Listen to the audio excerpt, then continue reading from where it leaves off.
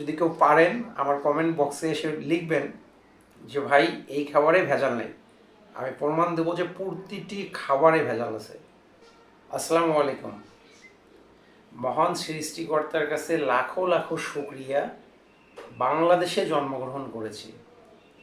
কারণ বাংলাদেশে জন্মগ্রহণ না করলে অনেক কিছু জানতাম না।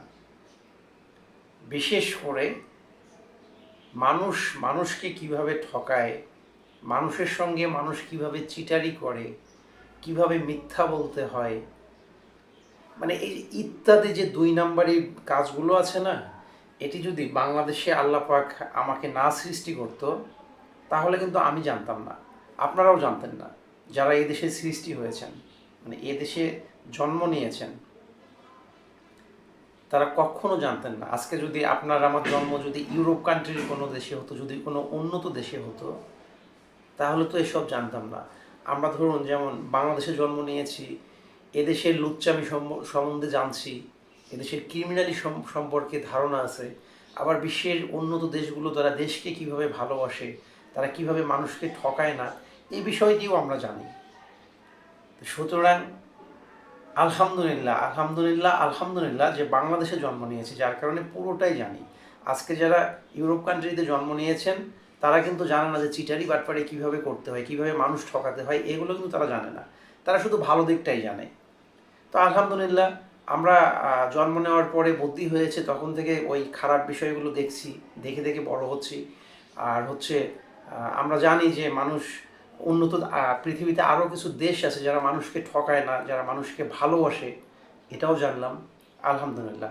যেটি কানাডার লোক বলেন, আপনি আমেরিকার লোক বলেন, সুইজারল্যান্ড, নেদারল্যান্ড, ইতালির লোক বলেন, তারা এই বিষয়গুলো জানে না। তো এই বিষয়গুলো আমরা এই দেশে জন্ম নিয়ে জানি আলহামদুলিল্লাহ। ভাই এই কথাগুলো কেন বলছি জানেন? এই কথাগুলো আপনাকে জিজ্ঞেস করে দেখুন যে আমি সত্য বলছি কিনা। আমাদের দেশে এমন কোনো খাবার নেই যে খাবারে ভেজাল নেই। যদি একটি খাবারের কথা বলতে পারেন, আপনি যারা আমার ভিডিওটি দেখছেন, কথাগুলো শুনছেন, আমার কমেন্ট বক্সে এসে লিখুন যে এই খাবারে ভেজাল নেই, এই খাবারটি ভেজাল ছাড়া।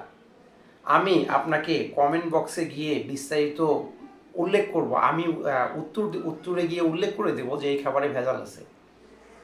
যদি কেউ বলতে পারেন যে এই খাবারে ভেজাল নেই, আমি যদি সেটা প্রমাণ না করতে পারি, আপনারা তখনই বলবেন। শুনুন আমি বলি, আমরা শুধু ভেজাল করি না, আমরা বাঙালিরা কেমন জানেন? এই যে ফরমালিন শব্দটি শুনছেন না, ফরমালিন, যে ফরমালিন পচা খাবারকে তাজা করা হয় ফরমালিন দিয়ে, আমি শিওর আমরা এমন বাঙালি যে এই ফরমালিনটিও 2 নাম্বার করা হয়েছে। আপনি যেখানে অবস্থান করছেন আপনি খোঁজ নিয়ে দেখুন যে ফরমালিনও অরিজিনাল নেই, ফরমালিনও 2 নাম্বার করা হয়েছে, অর্থাৎ কম দামি ফরমালিন, বেশি দামি ফরমালিন। তো যাই হোক ভাই, দেশের প্রতিটি খাবারে ভেজাল। আপনারা যদি কেউ পারেন আমার কমেন্ট বক্সে এসে লিখবেন যে ভাই এই খাবারে ভেজাল নেই। আমি প্রমাণ দেবো যে প্রতিটি খাবারে ভেজাল আছে। যদি প্রমাণ না দিতে পারি তখন আমাকে এসে গালাগালি করেন। তো যাই হোক, সব কিছু মিলে আলহামদুলিল্লাহ এই দেশে জন্ম না নিলে তো এত কিছু জানতাম না, জানাও হতো না। ভালো থাকবেন, আল্লাহ হাফেজ, আসসালামু আলাইকুম।